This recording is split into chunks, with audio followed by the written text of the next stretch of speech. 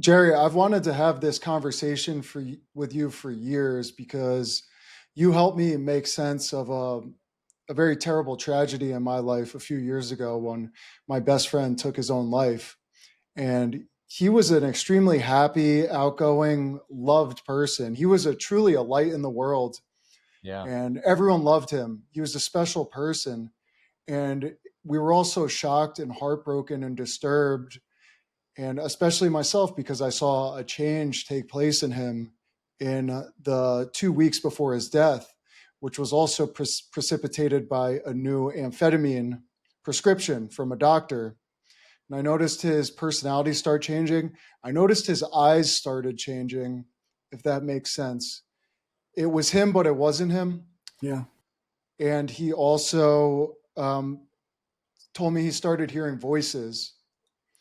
So after he passed away, I was just totally broken and looking for answers. And that's when I came across your content, that there are entities, and they especially prey on people with various types of addiction, especially amphetamines, and that they can basically pretend to be of their voice.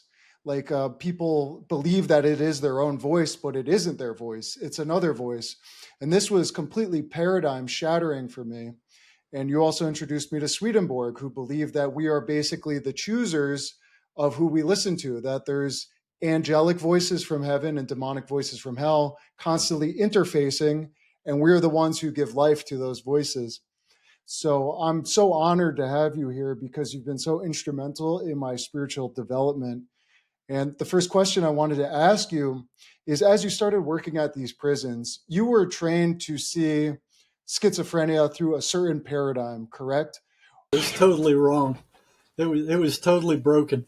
It Yeah. was fostered by big pharma and forced upon the universities to teach. So it's like the psychiatrists. They remind me of the Egyptian priests of old.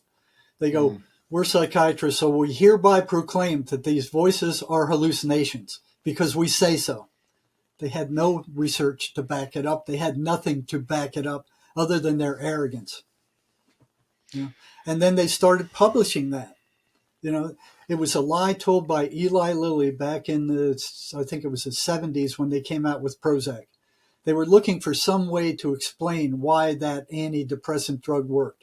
They didn't know why it worked. They thought it was a serotonin reuptake inhibitor that prevented the cell from absorbing the neurotransmitter and then destroying it. So once those neurotransmitters are used, they're then destroyed. This drug was supposed to prevent the body from destroying those neurotransmitters and setting off the nerves more often. It was a lie. It was a dangerous lie. So Eli Lilly put it out. They knew it was a lie at the time. They didn't care. They published it, and then the Big Pharma ran with it. They started teaching it in the medical schools, even though there was no proof for it. Now it's been disproven, and they're still pushing it. Only they changed their caveat a little bit. I saw one about 3 weeks ago. I was looking at one of their commercials. They go, it is believed that schizophrenia and mental illness is caused by a chemical imbalance of the brain. There's no proof for that whatsoever. Matter of fact, it's been disproved. There is no chemical imbalance in the brain of schizophrenics. They don't even know what the chemical balance of the brain should be. It's a total lie that they've pushed on the entire planet. And they're drugging people down at a horrendous rate. They're drugging kids now. I mean, little kids under the age of 5. They're giving them antipsychotic drugs. They're giving them Ritalin. The same thing that your friend that's evil. Took. It's evil. If anything is evil, that's evil. That's evil. I have the statistics here somewhere, but it's like in the tens of thousands. They're taking a spiritual problem and medicalizing it and coming up with an expensive cure that doesn't even work. So no, none of their mental illness drugs work to cure anything. What they're treating is Yep. symptoms. And that's what they want. Yep.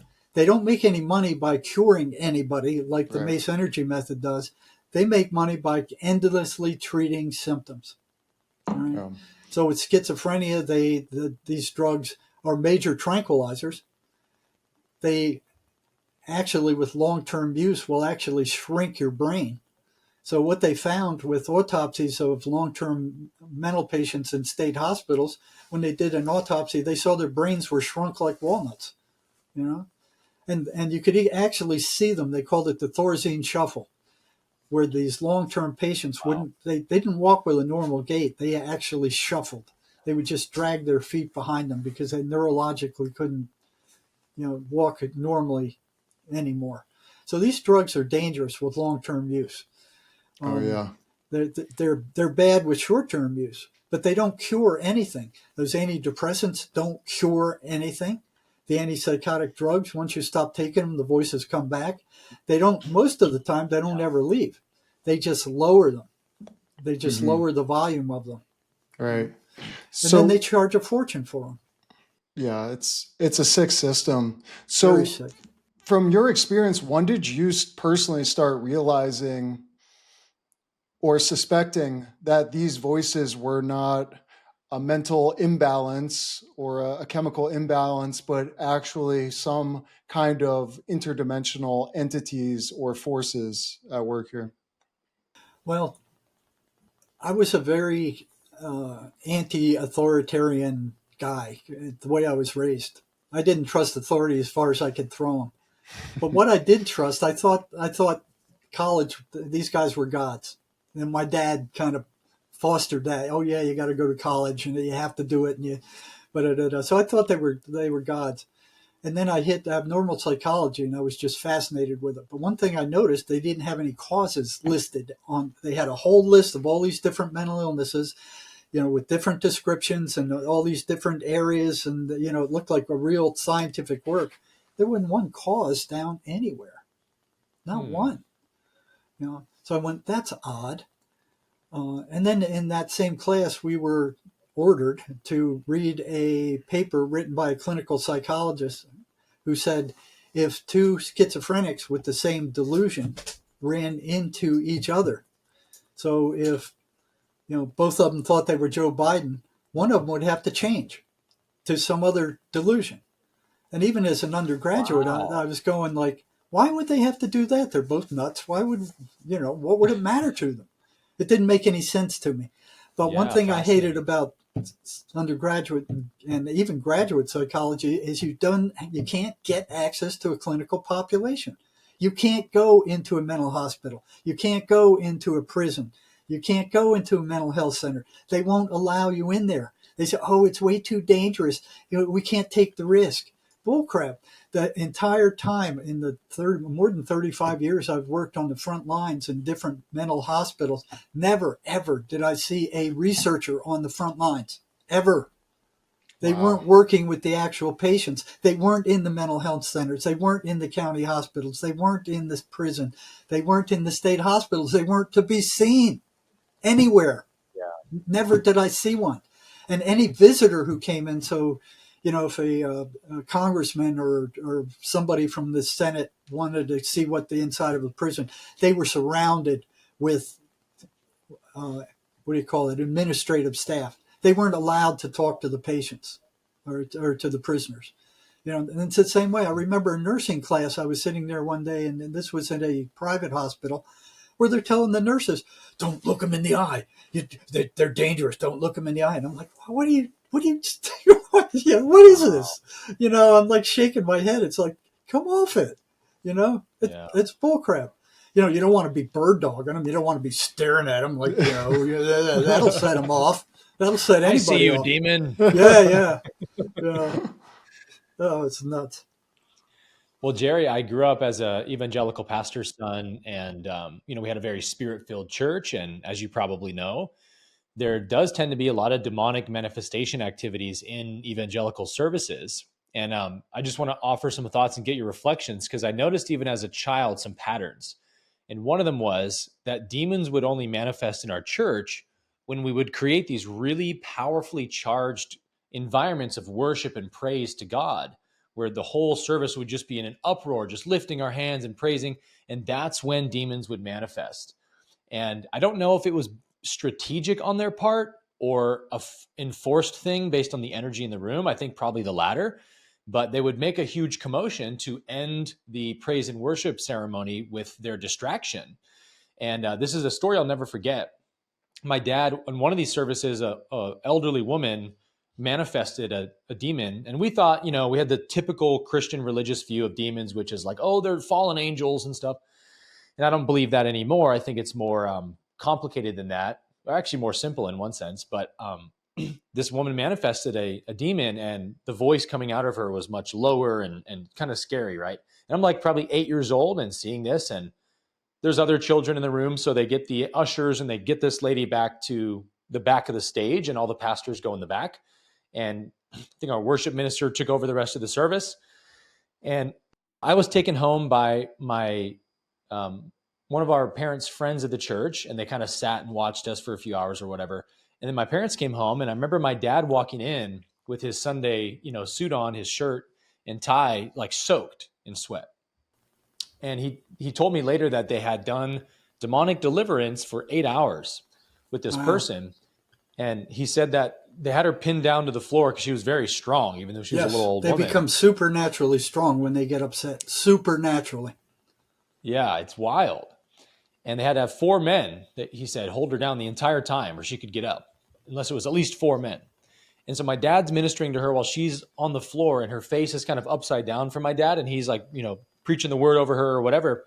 And he said he saw this energetic demon face kind of pop out, and then it flipped around to look at him like straight on. So it wasn't upside down anymore. And he was looking at this holographic demon face, and it was laughing at him and stuff. And he said they couldn't cast it out. And I think in large part that was because they were approaching it totally wrong, which is like, I rebuke you, with like kind of angry energy. Yeah, that's they feed off of that. Yeah, they exactly. feed off of that kind of energy. He said. Yes. Yeah.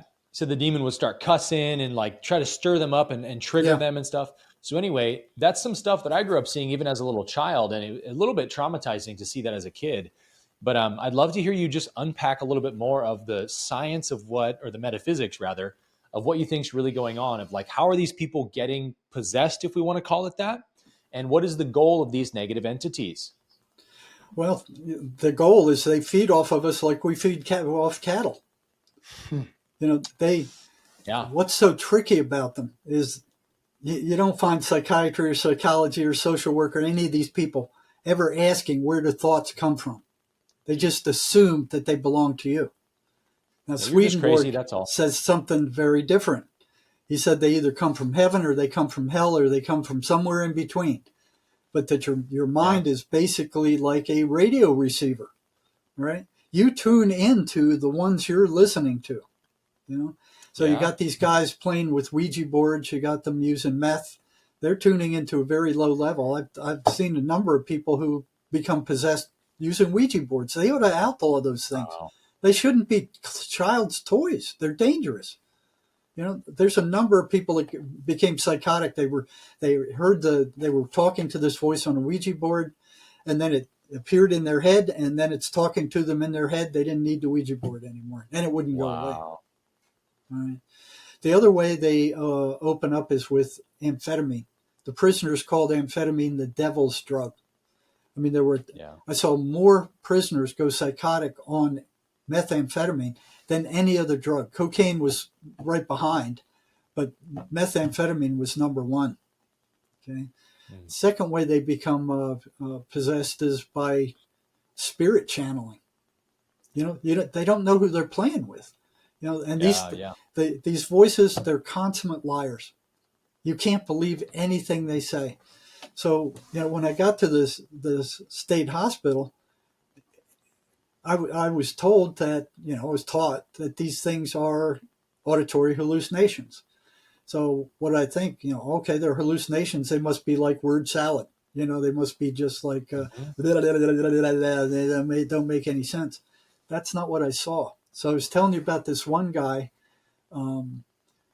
where I was told if 2 guys with the same delusion, one of them would have to change. Okay? So since I didn't have access to a clinical population, I had to finish my master's degree before I had access to a clinical population. So they make sure you're good and brainwashed before they let you loose in there, you know. And I didn't Yeah. trust them worth a darn. I mean, they didn't like answering questions, and the higher you got, the worse it got. You get up to the PhD program, boy, they didn't like to be asked questions at all. They don't like to be Yeah. challenged. And here I'd already spent 7 years on the front lines, and the the real front lines of mental health, in that big psychiatric hospital. And I get into this PhD program, and what they're teaching is like, that's not what I saw. That's not what I experienced. And none of these guys had any kind of frontline clinical experience like that. They might have been, student Unreal. counselors or something like that, or they went from, BA to master's degree into the PhD program, but they didn't have any real frontline clinical experience. And it's like, man, yeah, I remember one day the head of the psychology department. He used to be a preacher. He calls all the second year PhD students together, and he goes, "Okay, I want to talk to all you guys." And we're going, "What's all this about?" So we all show up in this auditorium, and he's describing this research paper that he wrote. And he starts describing the statistical part. Now, I'm not a statistical genius, but I had a fair amount by the time I got there. And he was describing the top 5% as if it were the entire population. And I'm like, now he can't be doing that. Oh, yeah, that's what he was doing. So I raised my hand and I said, hey, Jerry, what's going on here? You're describing the entire population based on a 5% sample that you took from the top of this population. It's not representative of the entire population. And I'll never forget the answer he said. He said, well, if the people reading the research don't know that, that's their problem. And my head just went boom. I'm like, this is the head of the psychology department who used to be a preacher teaching us how to lie with statistics. And there were only two of us. I mean, I was stunned, and I looked around at the other students. There was only one other guy, a friend of mine, who looked at me and just went, and then we had to change our face so he didn't see us. But the rest of them were going, oh, so that's how it's done, huh? I'm like, oh my God. That was a big letdown. But when I got there, I was telling you about this guy, the research where the two patients who had the same delusion, one of them had the change. So here I'm hearing patients carrying on fully coherent conversations with someone or something that I couldn't see. And I went, well, that's odd. And I went, that must be the voices. But I was thinking the voices are incoherent, because they're supposedly hallucinations. That's what the experts told me. That's what they taught me all through all these years of programming, and I'm like, but that's not what I'm seeing, So I crept up behind one guy, and I was kind of trying to listen in on what he was saying. Nobody else was interested in the voices. Nobody had any curiosity about them at all. What they were saying, what they were doing, what they were, nothing. They all believed they were auditory hallucinations and to just ignore them. The whole hospital, hundreds and hundreds of staff. Not one person was curious about those voices except me, and it wasn't making sense what I was seeing. So I crept up behind this guy and I'm listening to him, and it was just like listening to one, somebody talking on the phone. You could hear what they're saying, but you can't hear what was coming in. And what he was saying was he was arguing with these things, and it was a perfectly coherent conversation where he would pause and he would respond, and then he turns around and he catches me.